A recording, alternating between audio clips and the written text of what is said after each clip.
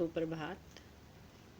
11th class बेटे, आप काव्य खंड का लेसन 7 निकाल लेंगे। गजल, दुष्यंत कुमार की गजल है ये। कहाँ तो तय था चिरागा हर एक घर के लिए, कहाँ चिराग मयस्सर नहीं शहर के लिए।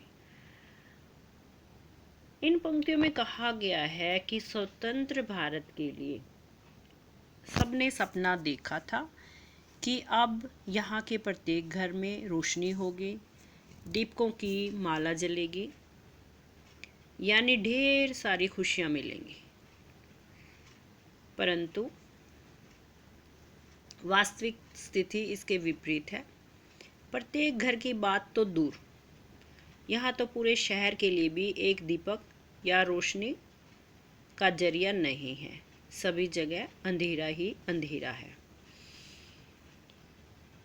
ऐसी व्यवस्था वाले समाज में कहीं भी सुख चैन नहीं है। सभी जगह कष्ट ही कष्ट है। और यहाँ के व्यवस्थापक यानी शासक एवं उनकी शासन व्यवस्था इतनी अधिक बदतर स्थिति में है कि अब इस जगह को या देश को छोड़कर कहीं और चले जाने को मन करता है। यानी जिन सुख सुविधाओं का सपना भारतीयों ने देखा था कि स्वतंत्र होने के बाद हमें वे सारी सुख सुविधाएं मिलेंगी, पूरे शहर की बात छोड़ो, एक व्यक्ति की बात तो छोड़ो, पूरे शहर को भी वो सुख सुविधाएं मयस्सर नहीं हो रही हैं, नसीब नहीं हो रही हैं, यानी मिल नहीं रही हैं।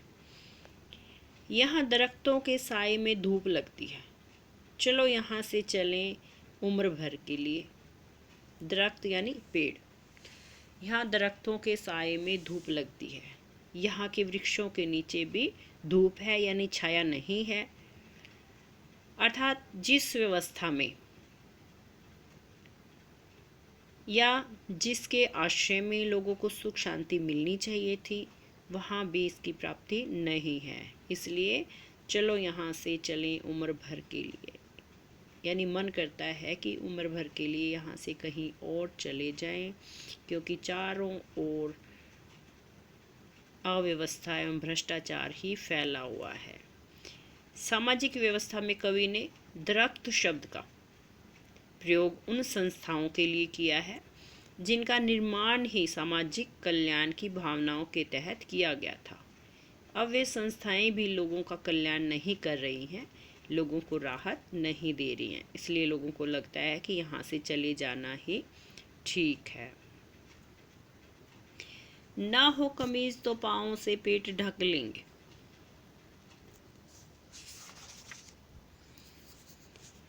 ये लोग कितने मुनासिब हैं इस सफ़र के लिए।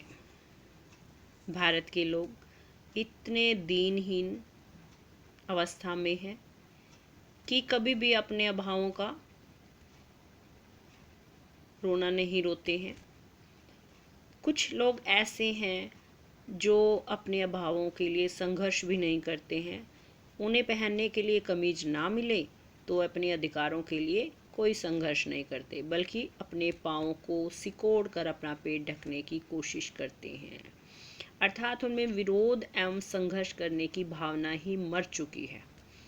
देश के शासकों के लिए ऐसे उदासीन और संतोषी जीव बहुत ही अनुकूल हैं। यानी शासक वर्ग तो चाहता है कि ऐसे ही लोग रहें जो उनके खिलाफ ना बोलें, और इसी कारण कुशासन की सत्ता यानी बुरे व्यक्तियों की सत्ता बड़े आराम से चलती है। ये भारतीय लोग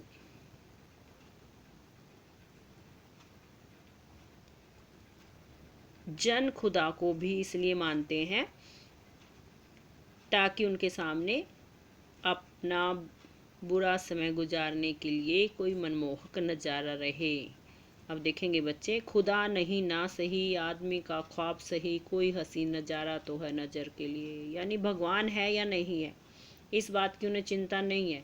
खुदा नहीं ना सही, आदमी का ख्वाब सही, यानी भगवान है या नहीं, इस चक्कर में वो पड़ना ही नहीं चाहते। कोई बात नहीं, उन्होंने मान लिया कि भगवान है, चाहे वो आदमी का ख्वाब ही क्यों ना हो, चाहे वो आदमी का सपना ही क्यों ना हो। कोई हसीन नज़ारा तो है नज़र के लिए। उन्हें लगता है कि अपना बुरा समय गुजारने के लिए कोई मनमोहक नज़ारा तो उनके सामने है। यानी उनका इष्ट या भगवान भी सच नहीं है, यह केवल उनके सपनों का संसार है जिसके सारे वे अपना समय व्यतीत करना चाहते हैं, अपने यथार्थ से मुंह मोड़ना चाहते हैं। वे मुतमईन हैं कि पत्थर पिघल नहीं सकता। वे मुतमईन हैं कि पत्थर पिघल नहीं सकता। मैं बेकरार हूँ आवाज़ में असर के लिए। समाज का जो शोषित वर्ग है यानी पीड़ित वर्ग पूरी तरह से विश्वास करके बैठ गया है कि सत्ताधारी लोगों के दिल पत्थर के समान है, उनके अंदर कोई दया, सहानुभूति या संवेदना नहीं है। परंतु कवि का विश्वास है कि अगर आवाज़ में असर हो तो सत्ताधारी पत्थर भी पिघल सकते हैं। इसलिए वह पीड़ितों की आवाज़ में असर डालने की कोशिश कर रहा है, यानी पीड़ित वर्ग के लिए अपनी आवाज़ बुलंद कर रहा है, उनके लिए कुछ लिख रहा है। तेरा निजाम है सिलदे जुबान शायर की, ये एहतियात ज़रूरी है इस बहर के लिए। सत्ताधारियों का शासन तभी तक सुरक्षित रह सकता है जब तक समाज का प्रबुद्ध वर्ग यानी बुद्धिमान वर्ग, चिंतक हैं, विचारक हैं, कवि हैं या शायर हैं, ये लोग अगर चुप रहेंगे तभी तक सत्ताधारियों की शासन व्यवस्था सुरक्षित है। ये लोग अगर व्यवस्था के विरुद्ध आवाज़ ना उठाएं, लेकिन जिस दिन इन्होंने इस व्यवस्था के विरुद्ध आवाज़ उठानी शुरू कर दी तो समाज में उचित बदलाव आना आवश्यक है। इसीलिए कवि यहाँ कह रहे हैं कि तेरा निजाम है सिलदे जुबान शायर की, ये एहतियात ज़रूरी है इस बहर के लिए। यानी अगर तुम चाहो तो हमारी आवाज़ को चुप करवा सकते हो, क्योंकि तुम्हारी इस शासन व्यवस्था को इसी तरह चलते रहने के लिए ये ज़रूरी भी है, ताकि हम आवाज़ ना उठाएं और तुम्हारा शासन इसी तरह से चलता रहे।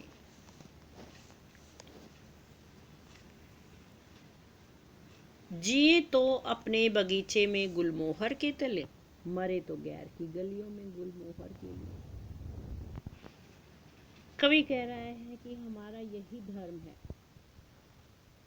यानी यही कर्तव्य है कि अगर हम अपने बगीचे में जिए तो इसी गुलमोहर के लिए जिए और गैर की गलियों में मरें तो भी गुलमोहर के लिए। वैसे तो यहाँ गुलमोहर किसी खास फूल के लिए प्रयोग किया गया है, लेकिन यहाँ पर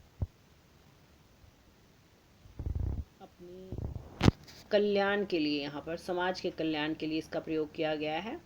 तो बच्चे ध्यान देंगे कि कवि कहना चाहते हैं कि हमारा धर्म या कर्तव्य यही है कि अगर हम अपने बगीचे में जिए तो इसी गुलमोहर के लिए जिए और गैर की गलियों में मरें तो भी इसी गुलमोहर के लिए, यानी कि समाज कल्याण ही हमारा धर्म हो और हम इसी के लिए जिएं और इसी के लिए मर जाएं। ये थी आपकी गज़ल, बच्चे इसे ध्यान से याद करेंगे।